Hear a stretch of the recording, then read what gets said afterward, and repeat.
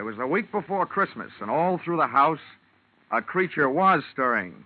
And boy, what a rat.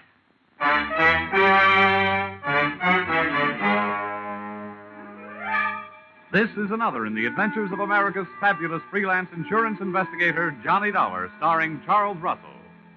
At Insurance Investigation, Johnny Dollar is only an expert. At making out his expense account, he's an absolute genius.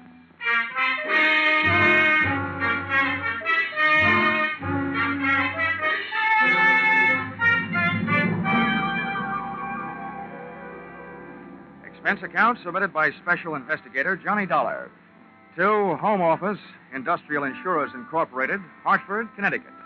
Attention, Mr. Eben Stevens, General Manager. The following is an accounting of my expenditures during investigation of small-time swindles of big-time department stores. Or how I played Santa Claus and almost got left holding the sack. Or going for a sleigh ride without benefit of snow can be tough sledding.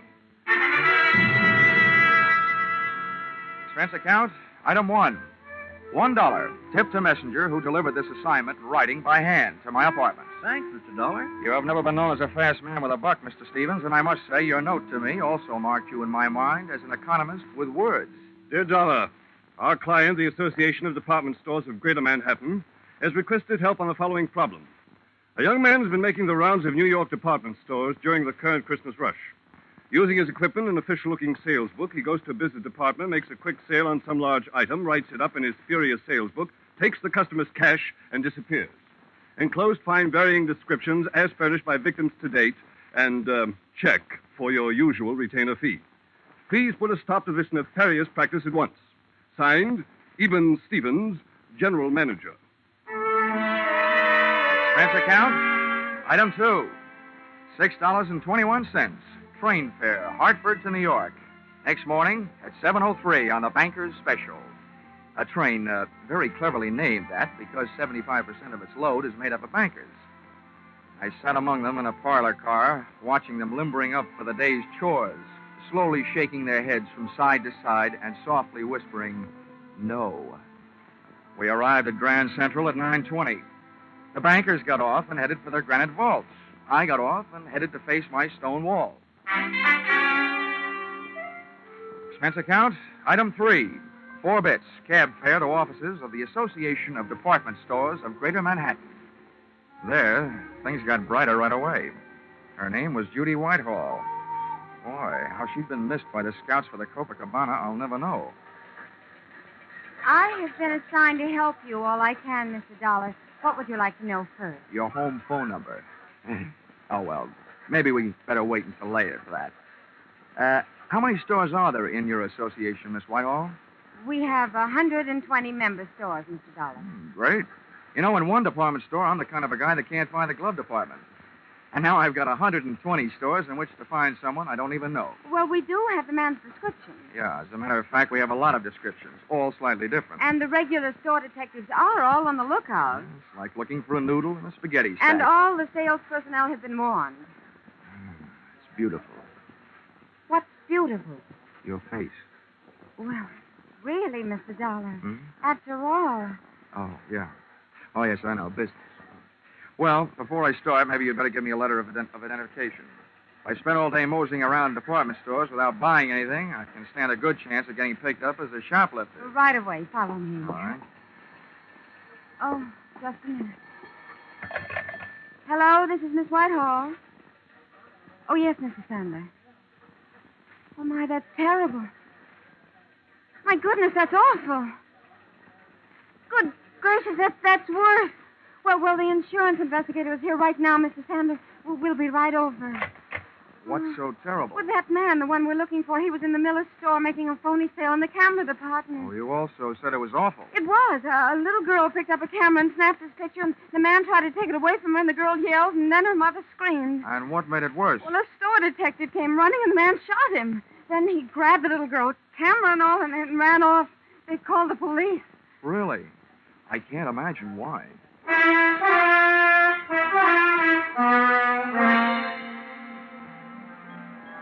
The mob scene in the Miller store would have made the Notre Dame backfield holler uncle. Christmas neckties were selling like hotcakes. Only compared to most of the ties, a hotcake would look better on you. The camera department was on the mezzanine, and the store manager, Mr. Sander, was on a rampage. Why doesn't somebody do something? Why can't they find him? I've got men posted on every door. He's in this store somewhere, and... Oh, Miss Whitehall, it's about time. Who's this? Oh, this is Mr. Dollar, Mr. Sandler, from the insurance company. Well, I don't know what you can do, Dollar. I've already got 20 policemen running all over the store. It's absolutely ridiculous, preposterous, and fantastic. That's what it is. Also amazing. Now, tell me, Mr. Sandler, about that little girl who picked up the camera and snapped the culprit's picture. Did they find her yet? They certainly did, in the rug department. She'd been shoved in the middle of a pile of 9 by 12 Orientals on sale at $123.50. She was scared, but not hurt. Now, the girl was found without the camera, I suppose. Naturally, but the camera wouldn't do us any good. After all, I'm sure the camera didn't have any film in it. They never do when they're on display. Well, how about the store detective, the one who got shot? In the hospital, Miss Hall. They'll call me here as soon as they find out how badly he's been hurt. Well, look, getting back to that kid, was she able to give you a good description of the guy who grabbed her? She hasn't stopped crying long enough. Well, how about her mother? Neither is she. Well, where are they now? They're in my office. That's why I'm staying right here. Where is your office? On the 8th floor, right next to the credit office. Well, this may be the first time I ever got past the credit office. Come on, Judy.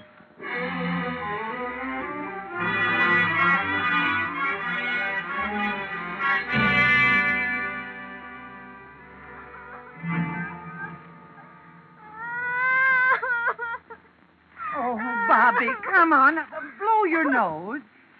There. Now, be a brave little girl. I don't want to. He hit me. He tried to kill me. Oh. He took away my camera.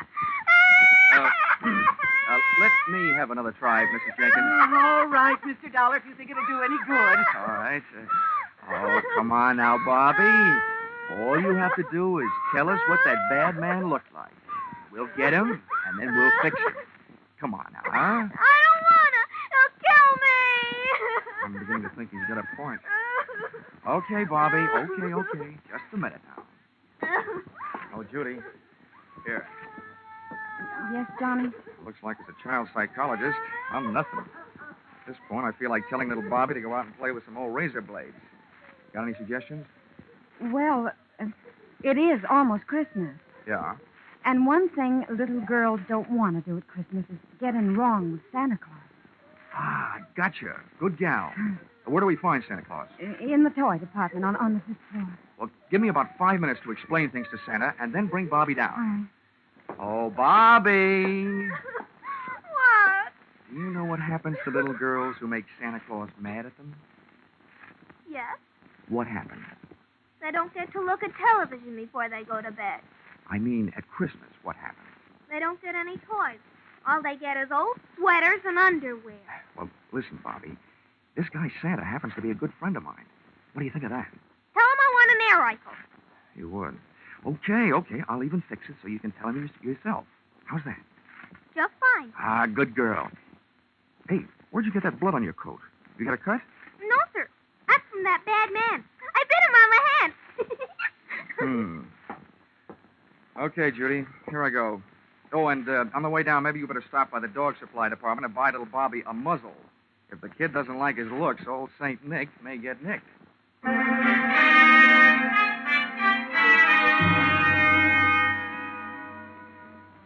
Department stores should have some kind of a congressional medal for salespeople who work in the toy department just before Christmas. I took the elevator down to 5, and when that door slid open... Toy department. Let him out, please. It was like stepping into Dante's Inferno, junior grade.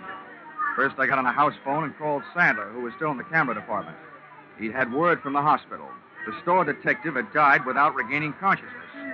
I was no longer trying to catch a cheap swindler. I was now out to swap blood with a dirty murderer.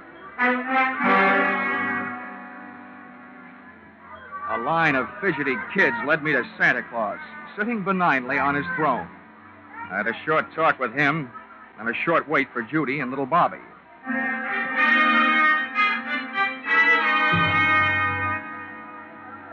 Okay, Santa. Now we've got to make her talk. That is, you've got to. All right, Dollar. All right now, kiddies, you'll have to wait for a moment. We have a special little visitor coming to see me. Hello, Johnny. All set? Yeah, all set. Okay, Bobby, my girl. Now, just let me give you a hoist up into Santa's lap. He wants to ask you a few questions. I want an air rifle. Now, you be a good little girl and answer all Santa's nice questions, and you'll get it. But not where I'd like to give it to you. Now, up you go. Yes. Well, there we are, honey. Now, tell me, what do you want for Christmas? I want an air rifle. Well, we'll see what we can do about that.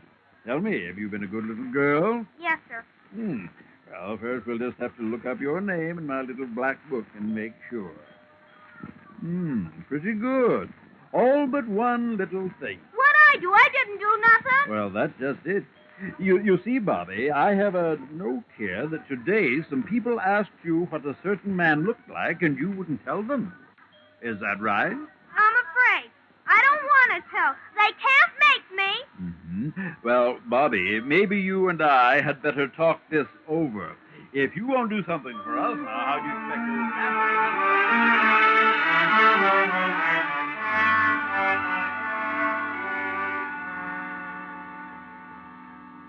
to... Little Bobby's description of the murderer wasn't the greatest by any means, but it was better than none at all, with which we had been furnished by the personnel in the camera department and the kid's mother. We took the girl to the advertising department, where an artist made a sketch. Armed with a drawing, we made a tour of the store exits, showing it to the police posted on every door, giving them a rough idea what to look for. A medium-build, pudgy man with black hair. And when they came across such a character, he was to be issued an invitation to show his hands. If he was sporting Bobby's teeth marks, then they'd really know. Well, this chore out of the way, Miss Whitehall and I sank our teeth in a pair of sandwiches in the tea room. The Shopper's Delight sandwich, to be exact. Cream cheese, walnuts, watercress, and pineapple on whole wheat bread.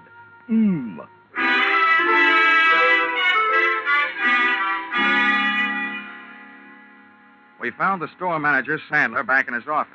He, too, was eating, but he was on a diet of straight fingernails. Oh, terrible, terrible, terrible. That's what it is. Now, don't worry, Mr. Sandler. He'll be caught.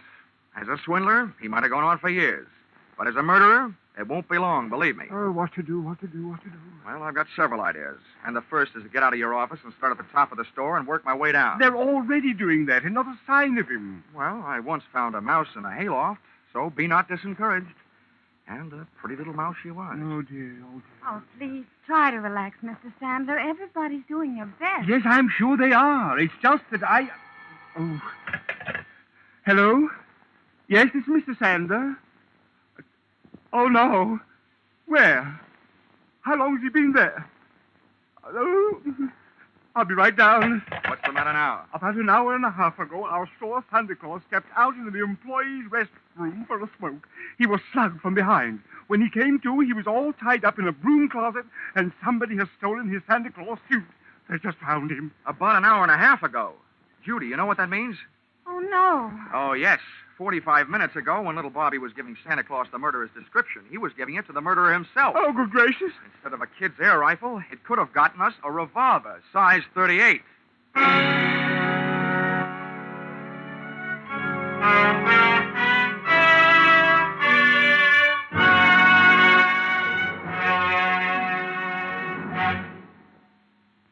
In just a moment, we will return to the second act of Johnny Dollar. But first, CBS is going to bring you one of the biggest presents you ever received from show business tomorrow afternoon, Christmas Day. For a full hour on the entire CBS network, you're going to get all the comedy, all the laughs, and one of the greatest Broadway and Hollywood hits of recent years, The Man Who Came to Dinner. And The Man Who Came will be played by none other than Jack Benny, plus Charles Boyer, Gene Kelly, Dorothy McGuire, Gregory Peck, and Rosalind Russell, plus Henry Fonda and John Garfield as narrators. You'll hear them all on CBS's special holiday hour tomorrow afternoon.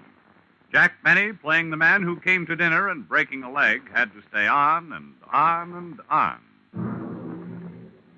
Now with our star, Charles Russell, we return to the second act of yours truly, Johnny Dollar.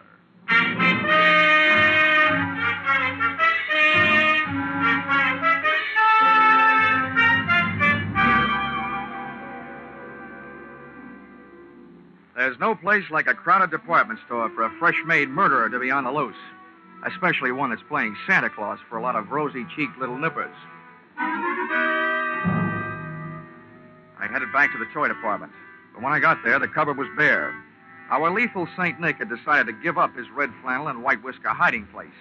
We found the empty suit in a storeroom, tossed high on a stack of baby buggies. Oh, Johnny, this is terrible. That man's a murderer. What are you going to do? What am I going to do? Now, listen, Judy. By now, there must be 87 cops sifting through this store looking for that guy. They've got 2 cops on every door. Now, all I'm going to do is help them look. This is one of those everybody's problems. You're right. I guess I'm just getting excited. Well, that you have a right to do. Come on, let's get out of here. I've got an idea. All right, Johnny, I'll do it. Mr. Dollars, thank goodness I found you. Mr. Sandler wants you right away down on 3. An old lady has just been shot in Junior Mrs. Lingerie. Oh, serves her right for not acting her age. Let's go, Judy.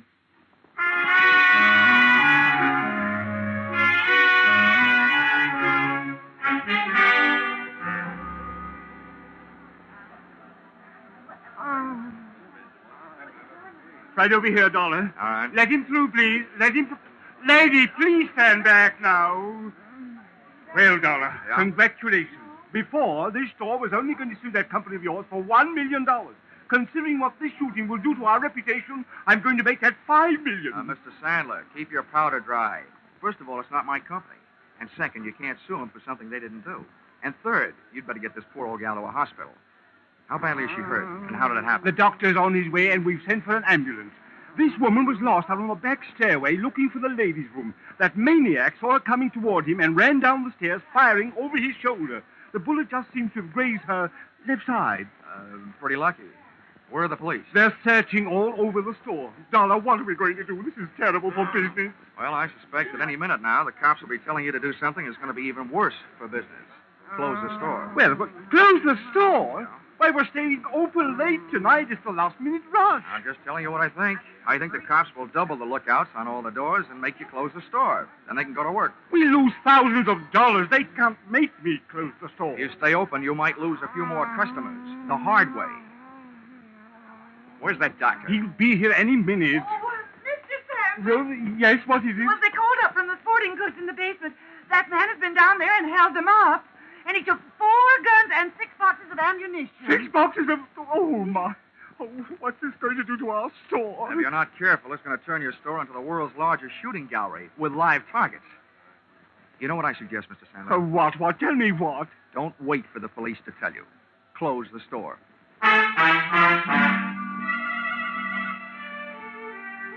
Sandler didn't like it, and neither did the customers, as they filed out of the store past the scrutiny of the police officers, still clutching their unfinished Christmas shopping lists.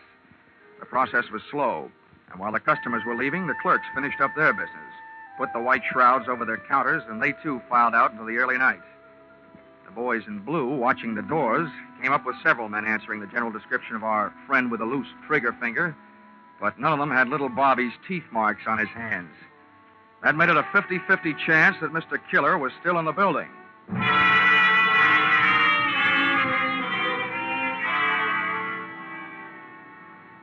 There's nothing more eerie than a department store after closing. In its white sheets, the whole joint seemed to be playing ghost. I sent Judy over to a steakhouse, Pietre's on 3rd Avenue, told her to wait. Then I had Sandler get me a gun from the sporting goods department. For that lonely, scared feeling, there's no medicine that quite takes the place of a piece of cool steel in your little hot hand.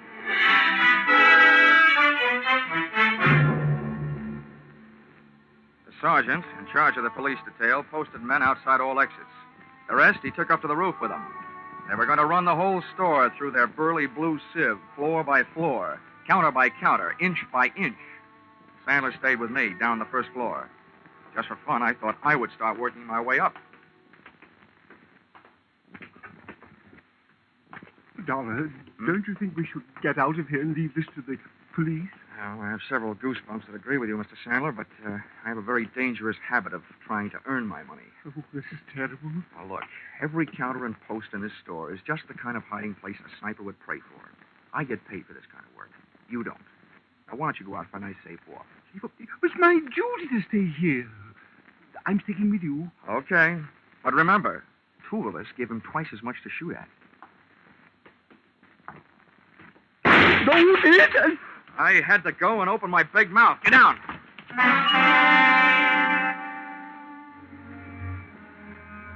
Getting down on that floor could have been committing suicide in itself.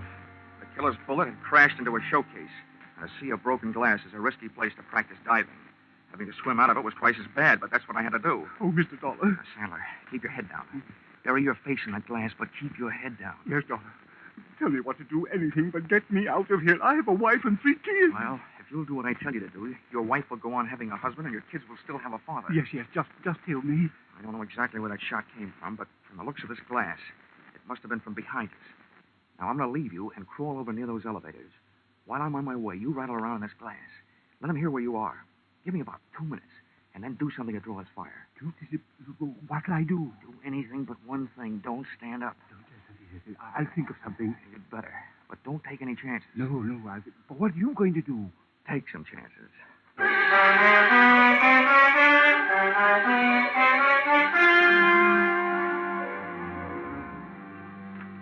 Once I was on my way, Sandler went to work with a vengeance. I could hear him thrashing around in that glass like he was trying to corner the Band-Aid market. I made it over to the elevators, scooting flat along the floor till I hit a car with an open door and slithered inside. Behind the protection of the elevator's front wall, I stood up, peered over at the edge of the door, and waited for Sandler to make the move that would draw the murderer's fire. I must say Sandler was dead game, and the way he made his move, he also stood a good chance of becoming plain dead. First, he stopped wiggling around on his bed of glass, and then he just stood straight up. The shot missed, but my eyesight didn't. The killer was shooting from high up, behind a pole. He was standing up on a glass showcase, hoping for a better view. And it didn't take me long to decide to give him a better view of the inside of that glass showcase. I started deliberately shooting his foothold out from under him.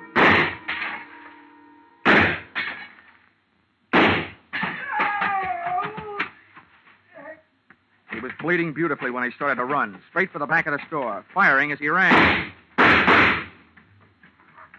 As one last souvenir, he threw his empty gun over his shoulder at me. People who live in glass houses shouldn't throw guns. I decided to join the track team and went on the chase. Back out of the main floor, through the employees' entrance, out to the dimly lit shipping department, and its loading dock filled with packages ready for shipment. I could hear him moving around among them. Okay, get your hands up and come out. I'm giving you a chance, but it's not going to last long. Get moving. I don't need your chance. I've got something better. Okay, so you want to play. I think I'll give you a couple of Yuletide presents early, and I'm sure nobody will mind if I open your head before Christmas.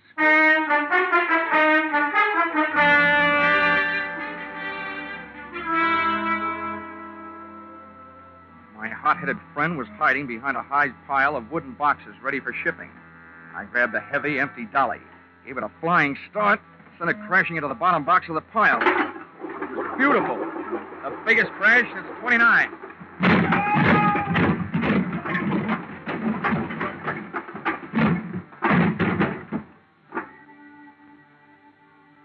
It was a tough fight, but, Mom, I don't think I won. At best, it was a draw.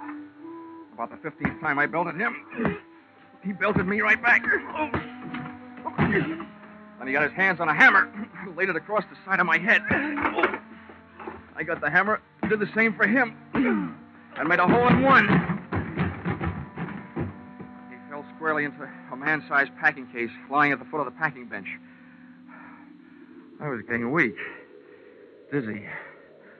I had to hold him. One thing to do. Top a case lying right there. All ready. Nails part way in. Put it on right over him. Nail it on. Good, tight. Good, tight. Good, tight. Everything is going black.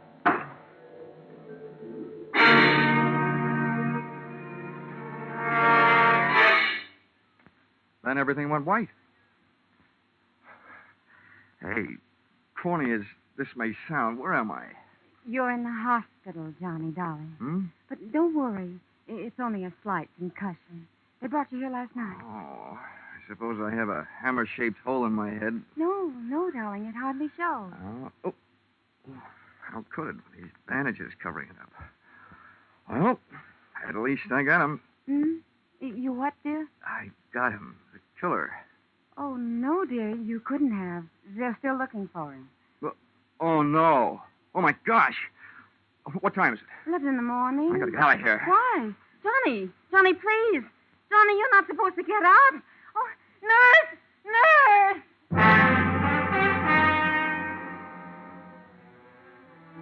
If they let him get away after all my trouble, somebody was going to need a doctor. Judy and I hit the department store in 12 minutes flat. 1 minute later, I was in the shipping department talking to the head man. Now, Mr. Dollar, just calm down. Everything's going to be all right.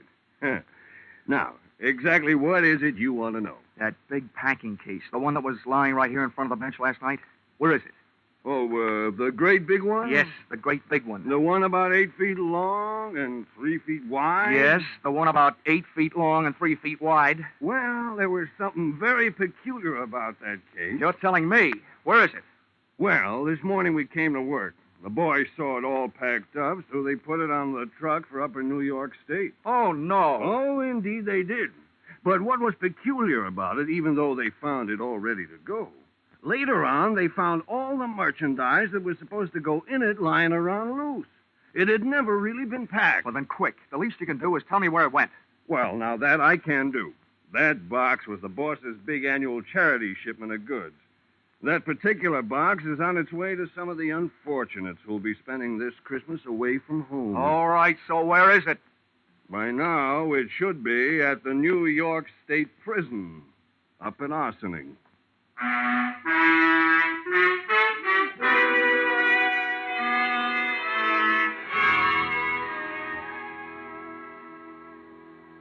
Expense account, item 5, $12.80.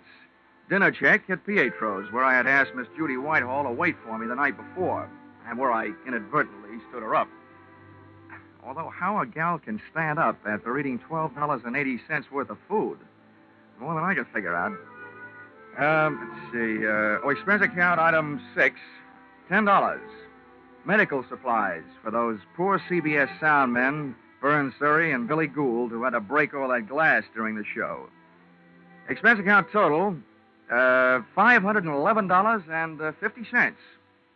You may think this amount is a little high, but isn't everybody at this time of the year? Signed, yours, truly, Johnny Dollar.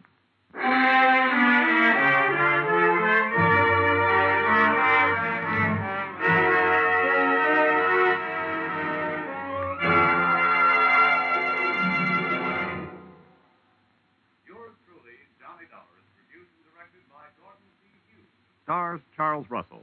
Script by Paul Dudley and Gil Dowd. Featured in the cast were Jay Novello, Georgia Ellis, Marlene Ames, Parley Bear, Paul Duboff, and Connie Crowder.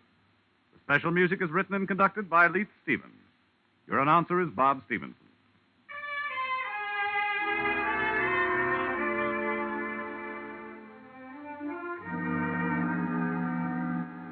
Be sure to be with us at the same time next week when another unusual expense account is handed in by Yours truly, Johnny Dollar.